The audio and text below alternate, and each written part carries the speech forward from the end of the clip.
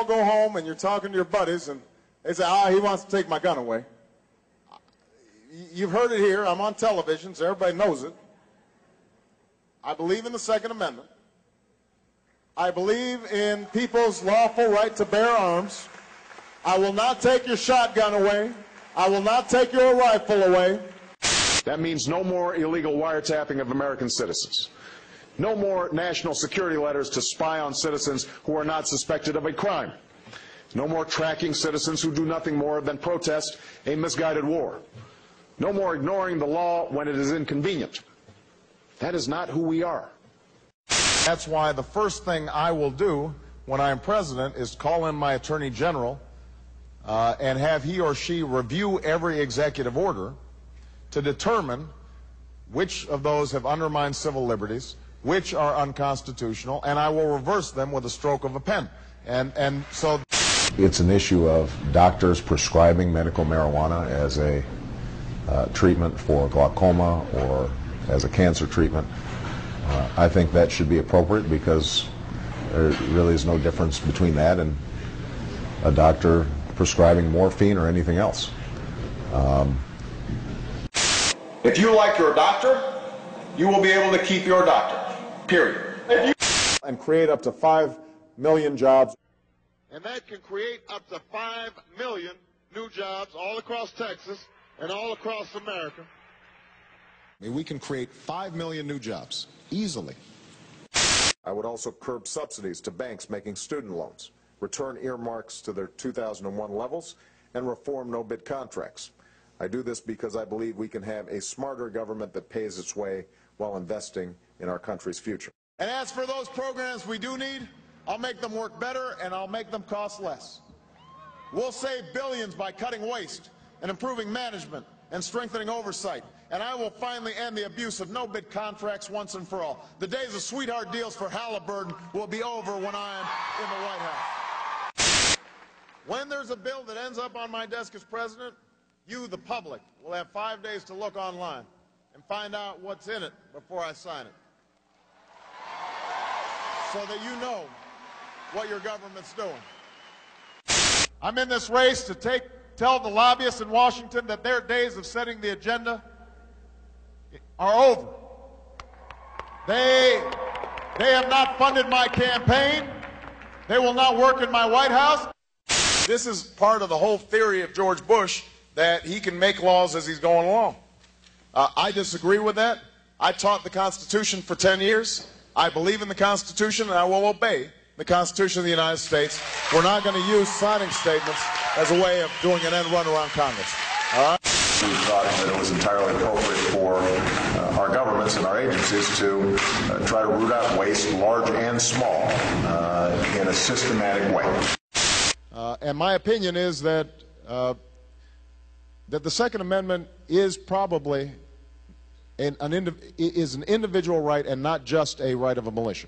And I think that's where I expect the Supreme Court to rule. I think that is a fair reading of the text of the Constitution. And so I respect the right of lawful gun owners to hunt, fish, protect their families. I respect that. Well, Tom, we're going to have to take on entitlements, and I think we've got to do it quickly. We're going to have a lot of work to do, so I can't guarantee that we're going to do it in the next 2 years, but I'd like to do it in my first term as president. As president, I'm going to make sure that this financial rescue plan helps stop foreclosures and protects your money instead of protecting CEOs and enriching CEOs. And I'm going to put in place common sense regulations that I've been calling for throughout this campaign so that Wall Street can never cause a crisis like this again. That's the change that we need. We'll have the negotiations televised on C-SPAN so that people can see who is making arguments on behalf of their constituents and who are making arguments on behalf of the drug companies or the insurance company. I would immediately call the President of Mexico, the President of Canada, to try to amend NAFTA, because I think that we can get labor agreements in that agreement right now. The problem is employers aren't treating women fairly. That needs to be changed, and I'll change it when I'm president of the United States of America. That's why today I'm pledging to cut the deficit we inherited by half by the end of my first term in office. Well, the first thing I'd do as president is sign the Freedom of Choice Act. That's the first thing. And understand this, if American workers are being denied their right to organize and collectively bargain when I'm in the White House, I'll put on a comfortable pair of shoes myself. I'll walk on that picket line with you as President of the United States of America. They write the checks and you get stuck with the bill. They get the access while you get to write a letter. They think they own this government, but we're here today to take it back. And if they are giving you millions of dollars, then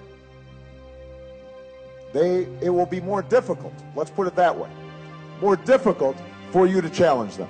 You are more likely to listen to their perspective as opposed to the perspective of ordinary families and workers. Does your plan cover the estimated 12 million or so illegal immigrants in the country? It does not. When there's a bill that ends up on my desk as president, you, the public, will have 5 days to look online and find out what's in it before I sign it. Here's what I'll do as president. I'll immediately implement country of origin labeling because Americans should know where their food comes from. We'll let folks know whether their food has been genetically modified because Americans should know what they're buying. We'll let folks know whether their food has been genetically modified because Americans should know what they're buying. Our legitimacy is reduced when we've got a Guantanamo that is open, when we suspend habeas corpus.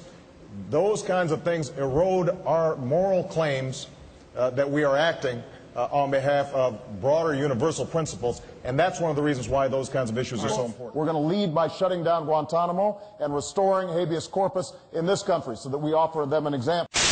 And I can make a firm pledge. Under my plan, no family making less than $250,000 a year will see any form of tax increase. Not your income tax, not your payroll tax, not your capital gains taxes, not any of your taxes. The problem is that the way Bush has done it over the last 8 years is to take out a credit card from the Bank of China in the name of our children, driving up our national debt from $5 trillion for the first 42 presidents. Number 43 added $4 trillion by his lonesome, so that we now have over $9 trillion of debt that we are going to have to pay back. $30,000 for every man, woman, and child. That's irresponsible.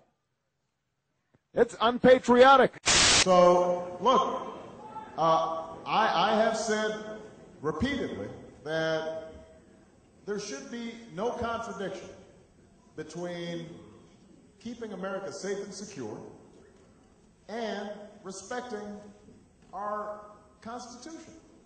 That when you suspend habeas corpus, which has been a principle dating before even our country, it's the foundation of Anglo-American law, which says very simply, if the government grabs you, then you have the right to at least ask, why was I grabbed?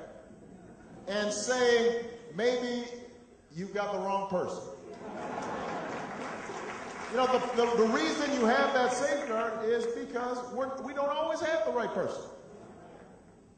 We don't always catch the right person. We may think this is Mohammed the terrorist. It might be Mohammed the cab driver. You may think it's Barack the bomb thrower, but it might be Barack the guy running for president.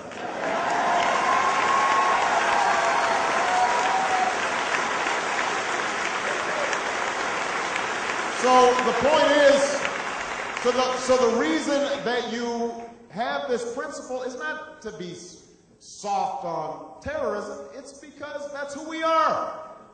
That's what we're protecting. Don't mock the Constitution. Don't make fun of it. Don't suggest that it's un-American to abide by what the Founding Fathers set up, it's worked pretty well for over 200 years. But I want to ask you about something you've been involved with. You said that if the President of the United States had launched an attack on Iran without congressional approval, that would have been an impeachable offense. Do you want to review that comment you made? Well, how do you stand on that now? Yes, I do. I want to stand by that comment I made. The reason I made the comment was as a warning. We hear eerie echoes of the run-up to the war in Iraq in the way the President and the Vice President talk about Iran. Well, George Bush and Dick Cheney must hear, loud and clear, from the American people and the Congress, you do not have our support and you do not have our authorization to launch another war. Do you think that you can act without Congress and initiate a no-fly zone in Syria without congressional approval? You know, again, our goal would be to seek international permission, and we would come to the Congress and inform you and determine how best to approach this, whether or not we would want to get permission from the Congress. I think those are issues we would have to discuss as we decide what to do here. Well, I'm almost breathless about that, because what I heard you say is we're going to seek international approval, and then we'll come and tell the Congress what we might do, and we might seek congressional approval. No, well, I want to talk about the substance of Libya, because there's been all kinds of noise about process and congressional consultation and so forth. Boston Globe, quote, the president does not have the power under the Constitution to unilaterally authorize a military attack in a situation that does not involve stopping an actual or imminent threat to the nation. Not that I don't think we should have aggressive inspections. What I would have been concerned about was a carte blanche to the administration for a doctrine of preemptive strikes that I'm not sure sets a good precedent. Yes, we came, we saw, he died. Let me say it as simply as I can. Transparency and the rule of law will be the touchstones of this presidency.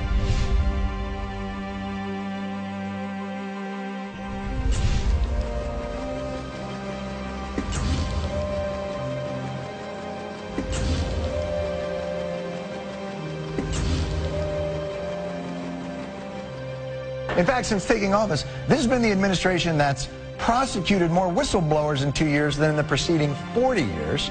It meets with lobbyists across the street from the White House so they don't have to disclose they're meeting with lobbyists. And, this is true, censored nearly 200 pages of internal emails about their efforts to make government more transparent. How weird has this administration's record on transparency gotten? President Obama received an award for transparency Monday. That meeting was completely closed to members of the media. They not only closed the meeting to the media, they didn't even put it on the president's public schedule. When you don't live in the White House, sunlight's the best disinfectant. When you live in the White House, disinfectant stings. It's not about justice, it's not about agenda, it's not about mobilizing people, it's about dialing for corporate dollars. These two parties have sold the U.S. government and the American people to the highest bidders.